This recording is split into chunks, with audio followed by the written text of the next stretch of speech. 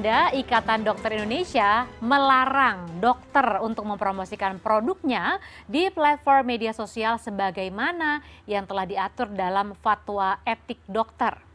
Ya, seperti dikutip dari cnnindonesia.com, Ketua Majelis Kehormatan Etik Dr. ID yaitu Joko Widiarto mengingatkan kembali aturan tersebut seiring dengan kemunculan dokter influencer yang kerap aktif mempromosikan produk kecantikan atau produk kesehatan di media sosial.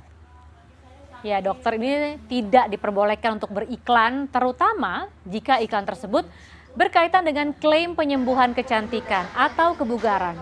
Akan tetapi dokter di Indonesia masih diperbolehkan untuk beriklan yang berkaitan dengan layanan masyarakat atau yang mempromosikan perubahan perilaku hidup sehat. Ya, sementara itu ada pun fatwa etik dokter dalam bermedia sosial ini dikeluarkan dalam surat keputusan nomor 29 MKEK tertanggal 30 April 2021. Apabila masyarakat menemukan dokter yang mempromosikan produk yang memberi klaim penyembuhan, kecantikan, dan juga kebugaran tanpa melepas atribusi mereka sebagai dokter di media sosial, ini bisa melaporkannya ke ID dengan membawa bukti yang ada.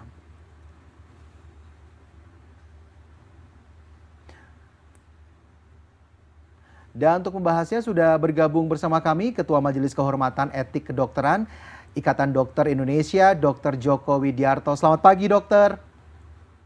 Selamat pagi, Mas. Bagaimana kabarnya, dok? Ya. Sehat ya, dok? Alhamdulillah, baik-baik, sehat. Sehatnya orang tua tapi ya. Baik, terima kasih dokter sudah bergabung bersama CNN Indonesia Today. Dokter, mungkin pertanyaan saya pertama sebenarnya apa sih alasan yang mendasari akhirnya ID ini kembali mengingatkan terkait dengan fatwa soal larangan dokter influencer ini yang sudah mulai ramai ya kalau kita lihat di media sosial. Betul. Ya, mempromosikan produk-produk skincare di media sosial milik mereka. Iya, terima kasih. Assalamualaikum warahmatullahi wabarakatuh. Mas Alfian ya, betul Mbak Lia dan para pemirsa CNN yang saya hormati. Ya. Terima kasih saya mendapat kesempatan untuk memberikan sedikit ulasan tentang hal ini. Pada prinsipnya seorang dokter itu harus mematuhi dan mentaati kode etik kedokteran Indonesia yang kita publish. Yang terakhir adalah versi 2012. Ya. Di dalam kode etik itu di pasal 4-nya dari 21 pasal ada pasal 4 yang mengatur tentang seorang dokter itu punya kewajiban tidak boleh memuji diri sendiri.